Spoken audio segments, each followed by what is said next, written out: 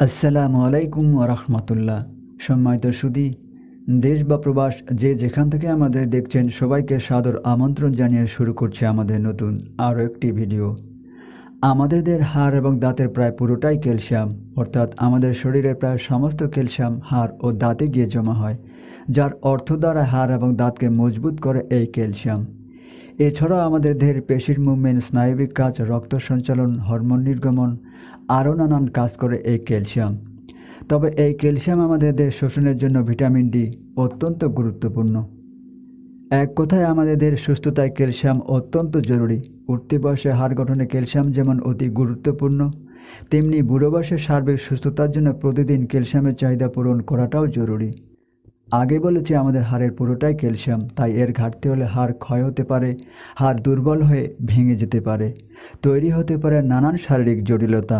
আর এজন্যই আমাদের নিয়মিত ক্যালসিয়ামের চাহিদা পূরণ করা সবার জন্যই অত্যন্ত গুরুত্বপূর্ণ। একজন প্রাপ্তবয়স্ক মানুষের প্রতিদিন কতটুকু ক্যালসিয়াম প্রয়োজন?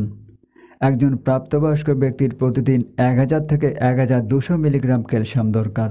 এই ক্যালসিয়ামের চমৎকার উৎস হচ্ছে দুধ। এছাড়াও কাঁটাযুক্ত ছোট মাছ, খেজুর, কিশমিশ, চীনাবাদাম, লাল শাক, পালং শাক, কাঁকরোল ইত্যাদিতেও ক্যালসিয়াম পাওয়া যায়। তবে কোন খাবার কী পরিমাণ খেলে আমাদের দৈনন্দিন চাহিদা মিটবে সেটা জানা অত্যন্ত জরুরি।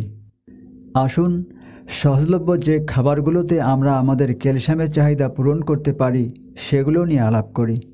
শুধু খাবার নিয়ে আলাপ না, কী পরিমাণ প্রতিদিন খেলে আমাদের দৈনন্দিন চাহিদা মিটবে সেটাও বিস্তারিত বলছি। 1.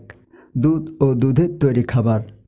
আমাদের দৈনন্দিন চাহিদা মেটাতে আপনাকে প্রতিদিন 220 থেকে 250 মিলিলিটার দুধ খেতে হবে। এজন্য আপনি নর্মাল দুধের পরিবর্তে সমপরিমাণ দুধ দিয়ে তৈরি কোনো খাবার খেতে পারেন।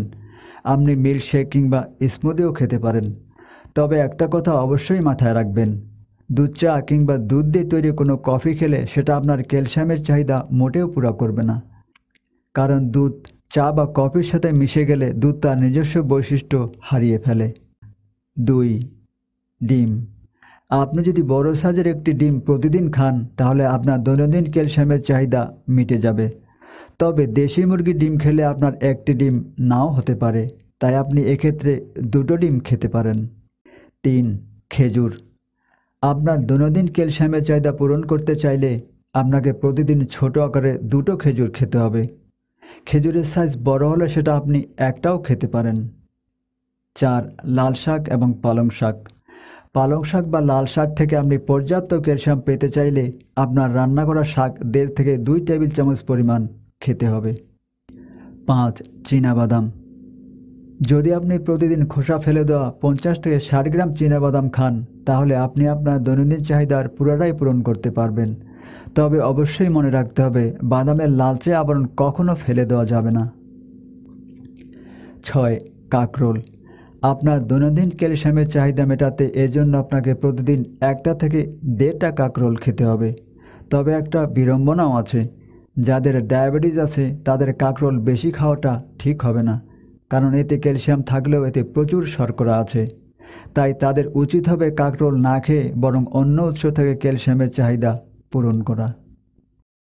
7. কিশমিশ। আপনার দৈনন্দিন ক্যালসিয়ামের চাহিদা মেটাতে আপনি খেতে পারেন 1 চামচ শুকনো কিশমিশ। এর সাথে যদি আপনি একটা খেজুর কিংবা চীনাবাদাম মেশাতে পারেন তাহলে আরও ভালো ফল পেতে পারেন, কারণ এই 3টি ক্যালসিয়ামের উৎস। 8. কাঁটা সমৃদ্ধ ছোট মাছ। আপনি যদি আপনার প্রতিদিনের ক্যালসিয়ামের চাহিদা পূরণ করতে চান তাহলে আপনাকে কাসকি মাছ খেতে হবে রোজ 100 গ্রাম। ট্যাংরা, মলাডালা মাছ খেতে চাইলে খেতে হবে 7-8টি মাছ। রান্না করার পর যদি আপনার কাসকি মাছের পরিমাণ নির্ধারণে সমস্যা মনে হয় তাহলে আপনি রান্না করার পর কাসকি মাছ 1.5 টেবিল চামচ পরিমাণ খেয়ে নেবেন, তাহলে আপনার দৈনন্দিন চাহিদা মিটে যাবে। শেষে একটি কথা বলে রাখি, কেউ যদি প্রাণীজ উৎস বাদ দিয়ে শুধু উদ্ভিজ্জ খাবার খেয়ে ক্যালসিয়ামের চাহিদা পূরণ করতে চান তাহলে একটু সতর্ক হয়ে খাবার পরিমাণটা সমন্বয় করে নিতে হবে। তো আজ এই পর্যন্তই, কথা হবে পরে কোনো এপিসোডে। আশা করছি আজকের ভিডিওটি আপনাদের ভালো লেগেছে। যদি ভালো লেগে থাকে তাহলে একটা লাইক দিয়ে শেয়ার করে সবাইকে শোনার সুযোগ করে দিবেন। আল্লাহ সকল অবস্থায় আমাদের সহায় হোক।